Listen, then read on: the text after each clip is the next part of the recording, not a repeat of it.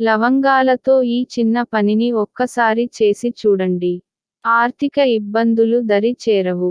ఆర్థిక ఇబ్బందులతో ఈ రోజుల్లో ప్రతి ఒక్కరూ సతమతం అవుతున్నారు. ఆర్థిక ఇబ్బందులను తొలగించుకోవడంలో లవంగాలు ఎంతో అద్భుతంగా పనిచేస్తాయి అని చెబుతున్నారు పండితులు. చాలా వరకు లవంగాలను క్షుద్ర పూజలు కూడా ఉపయోగిస్తారట. లవంగాలలో ఎక్కువగా పాజిటివ్ ఎనర్జీ అనేది ఉంటుంది. ఈ పాజిటివ్ ఎనర్జీ వలన ఇంటిలో ఉన్న ఆర్థిక సమస్యలు తొలగిపోతాయి.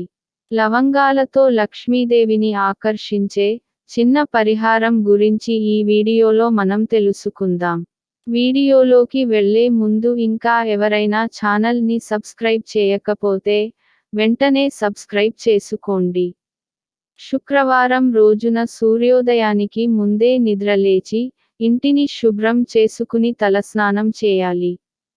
తర్వాత లక్ష్మీదేవికి పూజకు లవంగాలు, ఒక ఎరుపు రంగు వస్త్రం, మరియు చిల్లర నాణాలు, ఎరుపు గులాబీ పువ్వులు సిద్ధం చేసుకోవాలి. ముందుగా గణపతిని పూజించి తర్వాత లక్ష్మీదేవిని పూజించాలి.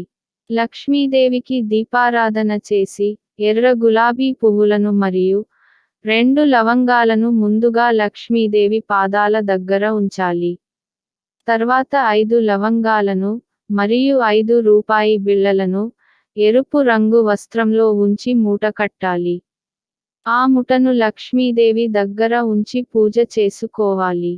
తర్వాత ఆ ఎరుపు రంగు మూటను మీరు డబ్బు దాచుకునే చోట పెట్టాలి. ఇలా ఈ పరిహారం లవంగాలతో చేయడం వలన లక్ష్మీదేవి అనుగ్రహం కలుగుతుందని శాస్త్రం చెబుతున్నది. అంతేకాకుండా ఎవరైతే ఆర్థిక ఇబ్బందులతో బాధపడుతున్నారో వారి యొక్క ఆర్థిక ఇబ్బందులన్నీ తొలగిపోయి ధనానికి లోటు ఉండదని అయితే ఈ పరిహారాన్ని ఎంతో భక్తితో నియమనిష్టలతో ఆచరిస్తేనే ఫలితం దక్కుతుందని శాస్త్రం చెబుతున్నది. మీరు ఏదైనా పనిమీద బయటికి వెళ్తున్నప్పుడు ఆ పని కనుక జరగకపోతే చిన్న లవంగాలతో ఈ విధంగా చేయండి. ఏదైనా పనిమీద బయటికి వెళ్ళేటప్పుడు 2 లవంగాలను నోట్లో వేసుకుని వెళ్ళాలి. అలా లవంగాలను నోట్లో వేసుకోవడం వలన వెళ్ళిన పని అనేది విజయవంతం అవుతుంది. అయితే మీరు వెళ్ళిన తర్వాత నోట్లోని లవంగాల నుంచి ఒక చిన్న ముక్కను అక్కడ విసిరేయాలి. లవంగాలతో ఈ చిన్న పరిహారాన్ని కనుక మీరు చేస్తే ఏ పని చేపట్టిన విజయవంతం అవుతుంది.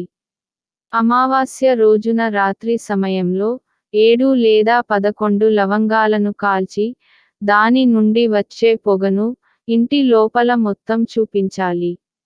ఇలా చూపించడం వలన ఇంటి లోపల ఎటువంటి నెగటివ్ ఎనర్జీ ఉన్నా కూడా తొలగిపోయి పాజిటివ్ ఎనర్జీ చేరుతుంది.